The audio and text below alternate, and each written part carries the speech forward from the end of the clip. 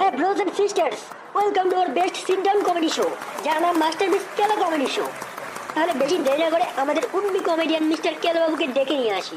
Please welcome জলঢোরা কেউটে গ্রাম থেকে কেলো wifi.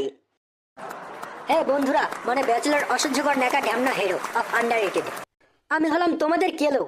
আমার সোয়াগটাই আলাদা, কারো গায়ে হাত দিই না, কিন্তু ডায়লগে এমন আগুন লাগাই যে পাশের দোকানের মোমো স্টিমারটা গরম হয়ে যায়।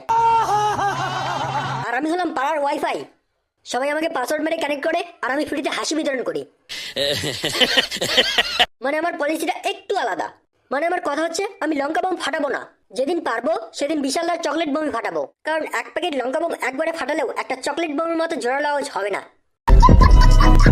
কেলদা, তুমি যে তো মুখে বোমা করো, কিন্তু বাস্তব জীবনে কি কোনোদিন প্রেমের বারুদে পুড়েছো? প্রেম ওটা তো আমার জন্য নয়, আমি তো পাবলিক প্রপার্টি।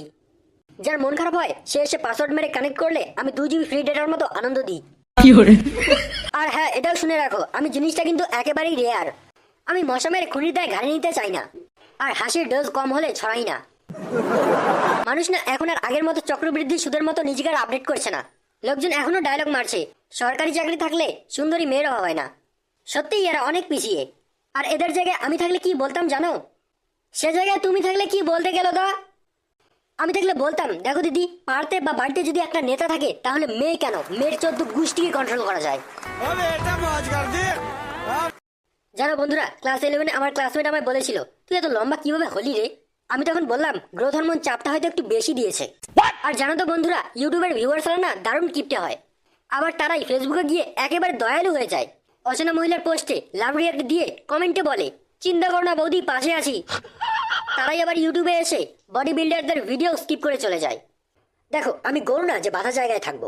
আমার সোয়াগটা আলাদা বাবু। কারোর সঙ্গে ঝগড়া করতে গেলে আমি বলি, শোনো, আমার সঙ্গে লাগতে এলে আগে লাইসেন্স আনো। কারণ আমি কোনো নর্মাল মানুষ না, আমি হলাম চলন্ত বিনোদন মন্ত্রক। বন্ধু কাকে বলে জানো? বলছি আমি, বন্ধু মানে হলো সেই প্রাণী যে তোমার ফ্রিজের ঠান্ডা কোক নিজে খেয়ে বলে, এটা তোকে খেতে দিইনি, কারণ তোর শরীর খারাপ হতো। বন্ধু হলো সেই প্রাণী যে পরীক্ষার হলে নিজে ফাঁকা খাতা জমা দিয়ে বেরোয়, কিন্তু তোমার উত্তরপত্র দেখে বলে, তুই তো খুব ভালো পড়াশোনা করিস রে। আমি কষ্ট জমাই না, আমি শুধু মজার ডায়লগ জমাই। একদিন দোকানে গিয়ে বললাম, কাকা এই বিস্কুটের প্যাকেটটার দাম কত? কাকা বললো 10 টাকা। আমি বললাম, আমার কাছে শুধু অ্যাটিটিউড আছে, সেটা নেবেন? তাহলে মাই ডিয়ার পাবলিক, আজ আমি তোমাদের সামনে আমার আসল রূপটা দেখিয়ে দিলাম। আমি শুধু কমেডিয়ান নই, আমি একেবারে হাসির ফ্যাক্টরি।